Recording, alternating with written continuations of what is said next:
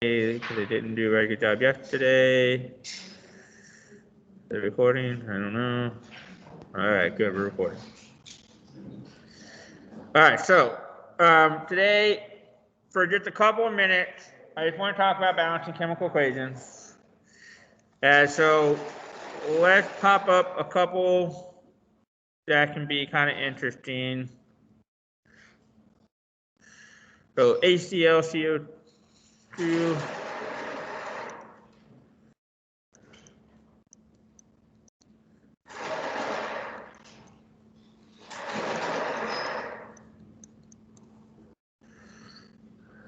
HCl, carbon.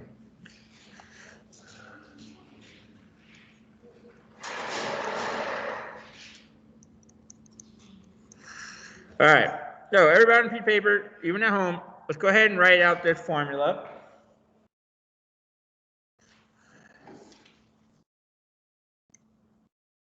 So we have hydrochloric acid, HCl, plus calcium hydroxide is going to make calcium chloride and water. And those are the formulas. You can't change the formula. You can't do anything else with it like that. So what I always recommend doing is called the inventory method. And we kind of did a little bit of that yesterday, not very much, but because you guys were at home, I imagine some of you dozed off. I imagine some of you weren't paying super attention. So let's practice. Let's try to actually learn some of this material here. So this is called the inventory method. What I would do is just simply count and write on a piece of paper what element I have on the left, what element I have on the right. So just go left to right. So we have hydrogen on the left, and we have hydrogen on the right. That should make sense, because again, we cannot create or destroy matter. So let's count. I have one hydrogen here, and I have two hydrogens there. Everybody see that? Got two hydrogens there. Let me double check my formula, because that's not written right. So I'm glad I checked, because that was wrong here.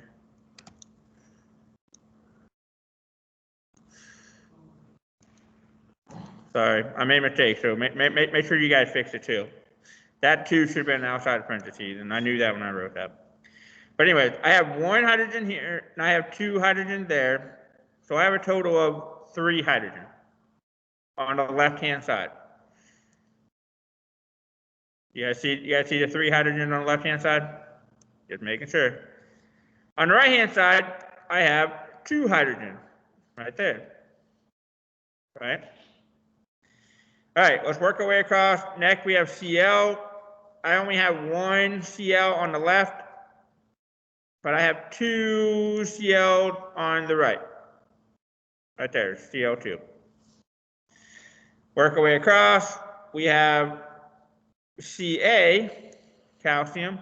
I only have 1 on the left, and I have 1 on the right. That one's done. I don't need to do anything with that. All right, 1 and 1, they're balanced. And then the last one is oxygen. I have 2 oxygen on the left, and I have 1 oxygen on the right. So that is my inventory.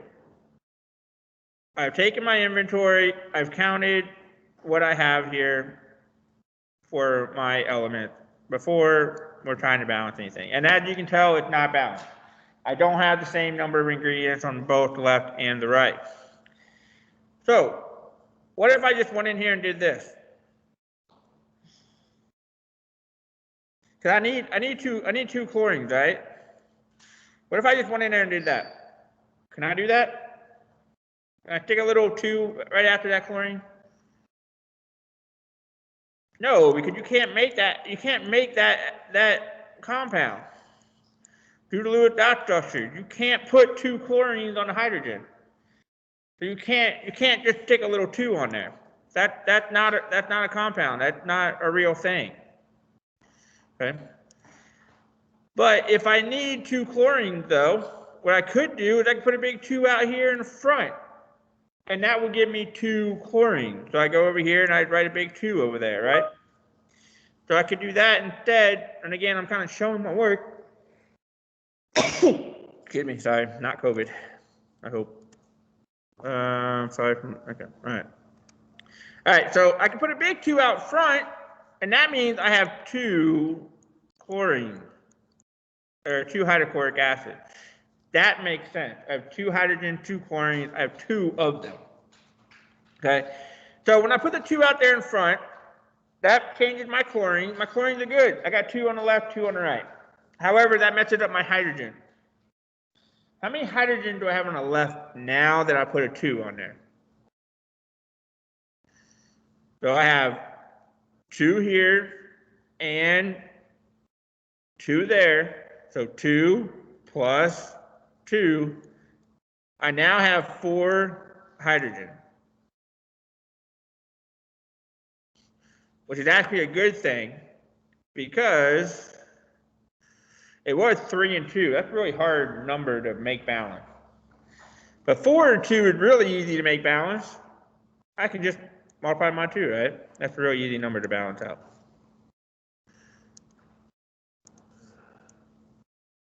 Why are you not? All right, so now I have 4 hydrogen on the left. I haven't changed anything else. Let's do the next step here. So I have 4, 2, 2, 1. So I need to multiply these hydrogens over here by 2, right? In order to get 4. So I'm going to put a big 2 out here in front of the hydrogen to give me 4. Cross this out, I now have 4. How many oxygen do I have now, though? Now I have 2. And so my equation is now balanced. My equation now balanced. I have 4 hydrogen on the left, 4 on the right, 2 chlorines on the left, 2 on the right, 1 calcium on the right, left, 1 calcium on the right, 2 oxygen on the left, 2 oxygen on the right. Now, for your website thing that you were doing yesterday, the last thing that you would need to do is just add a 1 in these blanks here. Oh, remember, multiplying anything by 1 doesn't change it. Okay, so you can just add a 1 on there, and that will give you your final formula. So the blank would be 2, 1, 1, 2. Note that we did the activity on a program on the internet yesterday, but you had to record your answers on Canvas quiz. It was not a quiz. It was just you recording your activity. But hint, hint, wink, wink, what do you think the future is going to look like? A possible quiz, right? So just be aware of that's probably what your future quizzes might look like when it comes to balancing chemical equations. All right, let's try another one that's a little bit trickier, but it's not too bad. Okay, so let's do number 11 on this one here, CaSO4.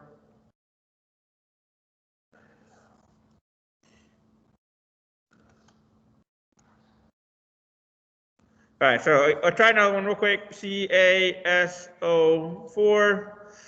What are we reacting with? Aluminum bromide plus aluminum bromide. And that's going to make aluminum sulfate and calcium bromide. Yep, calcium bromide.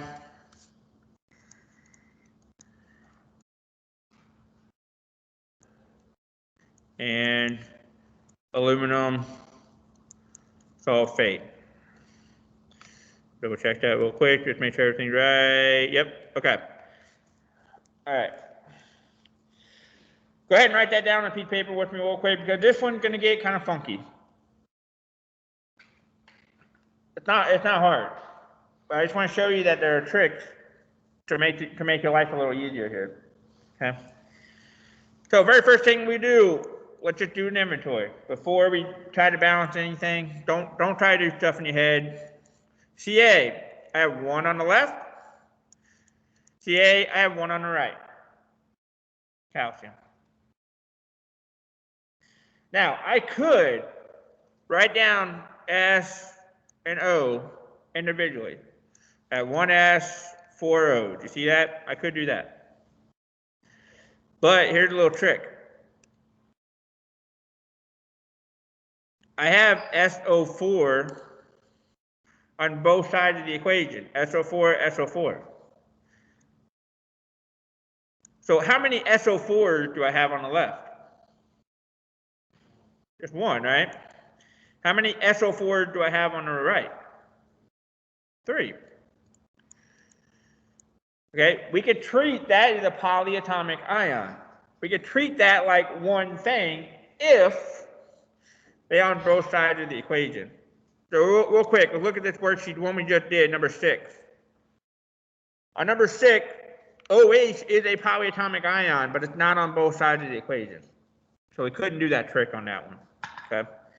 But on this one, SO4 is on both sides. Just leave it alone. Leave it as an SO4. If you don't do it that way, it doesn't matter. You'll still get the same answer. It's just a trick to make things a little bit faster, a little bit easier. So aluminum on the left, I have 1. Aluminum on the right, I have 2. Br on the left, I have 3.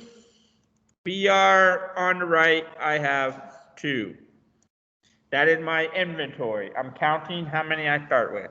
And then as you can tell, and as you can eyeball, I don't have the right numbers on the left and the right. So the next thing to do here is to figure out what is going to be the easiest way to multiply these in order to start balancing out. Because again, all I can do is put big numbers out front for multiplication purposes. 3 and 2 is not going to be an easy multiplier. Okay, 3 and 2 is not going to be an easy multiplier, so don't start there. Well, 1 and 1 is already balanced, so I don't need to do anything there. Okay, so 1 going to 3 or 2 going to 1, that's an easy multiplier. I can just take this 1 and multiply by 2 and get 2, right?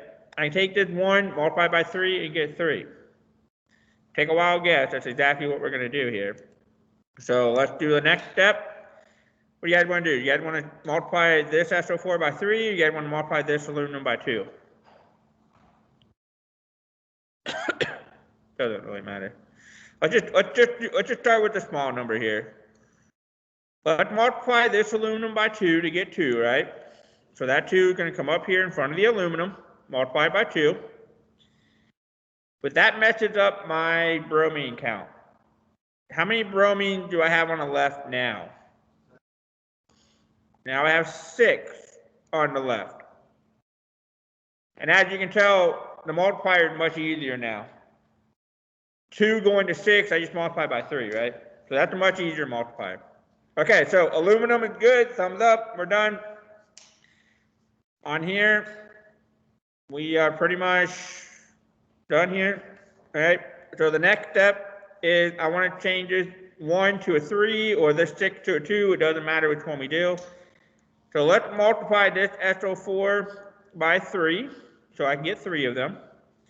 So that means I have to put the 3 in front of the SO4. Again, I can't do parentheses and put a 3 down here. That's not a real compound. I have to put the 3 out front. It is a multiplier. Now that messes up my calcium. How many calcium do I have on the left now? Now I have 3 calciums on the left. Okay.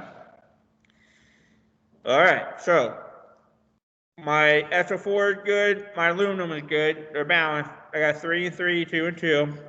Okay, so now I got 1 going to 3 and 2 going to 6. You can probably tell what we're going to do next.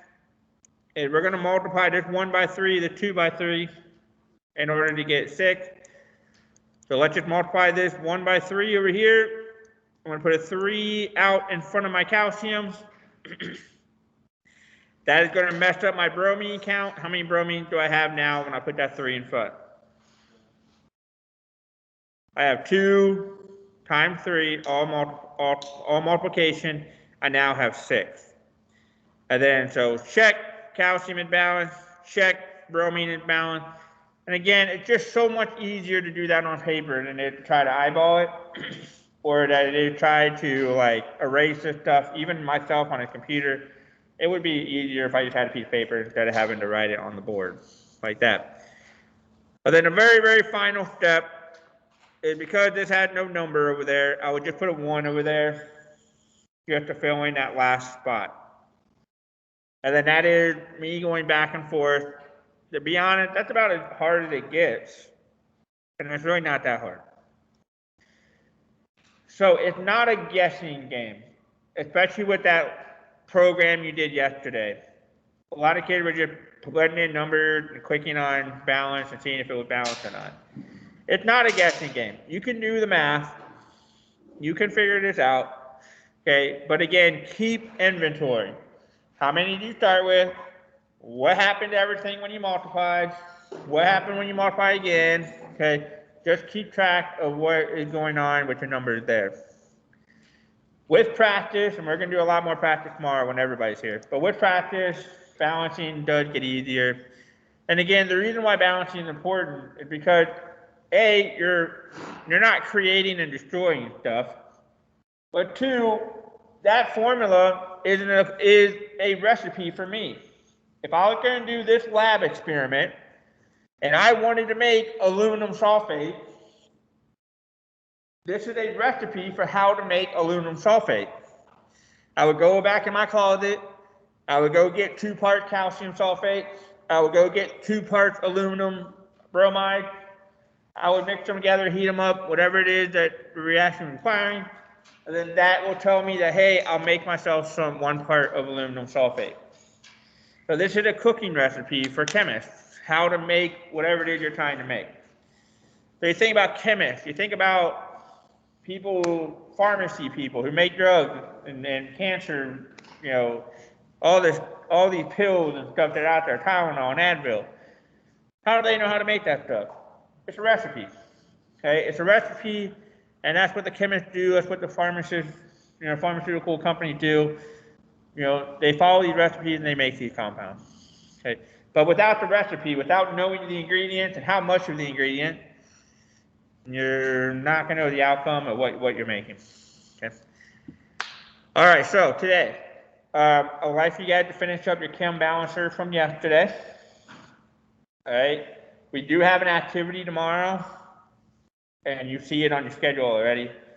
We do have an activity tomorrow. We're going to do a little bit of practice with balancing chemical equations tomorrow. Then we are going to have a little bit of fun with a Easter balloon activity tomorrow. So, all right, that's it for me. Again, I would have a piece of paper and pencil out when you're balancing these chem balancers. The other thing that I would do too is when I'm doing my chem balancer activity,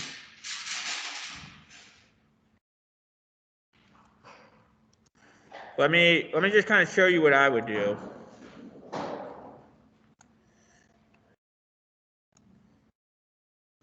You guys at home can't see this. But anyways, I would have a split screen where I have my quiz on one page, on one side of my screen, and my chem balancer on the other side of my screen. This is what I would do. I would go there on paper. I would be writing down.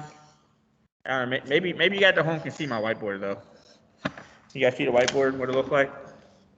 I would have a split screen. The quiz, not a quiz. Okay, the assignment on the left, and actually let me just stop sharing my screen and maybe we'll be able to see it a little better. Okay. But anyways, for the chem balancer, I would have the Canvas worksheet quiz on one side of my quiz screen and the computer program on the other side. And then I would have a piece of paper and pencil, and I would be doing the formula on there. So again, if this is 1, 1, 1, I click on balance, It says correct. So I would just go over to my Canvas worksheet and I would type in 1, 1, 1, right? Don't type in something different. They're the same question. So A2Cl2 ACl, again, look at question 2, look at this one here. So I need 2 H's over here. That gives me 2 Cl's. I have 2 Cl's already. I have 2 H's already. Let's see if that's balanced correct. It also gives you some interesting information as well. I would go over here. I would put a 1, and a 2 that I just did on the internet website. So that is what I would do with this if you did not finish this already. For the chem balancer on Canvas, you can retake it if you make a mistake or you don't get all your points or whatever. You can retake it again and again and again until you get a perfect score. If you guys haven't noticed yet, I've let you guys do that a couple of times now, where you can retake stuff again and again and again, especially these worksheets. Take advantage of that, okay? Even if you get an 18 out of 20, why not try again and get a 20 out of 20, okay? Not only are you learning, not only are you practicing, but you're getting your easy chemistry grade, or getting your chemistry grade up real easily, okay? So if you can retake it, retake it. Don't settle. Don't settle for a 15 out of 20, okay? Try to get as many points as possible. You know, it's just common sense there, okay? Take advantage of the low-hanging fruit while you can. When you get to college and you take dual credit stuff, that kind of stuff doesn't happen as often, okay? So take advantage of it while you still can. All right, that's it for me. I'm going to stop the recording and let you guys work today.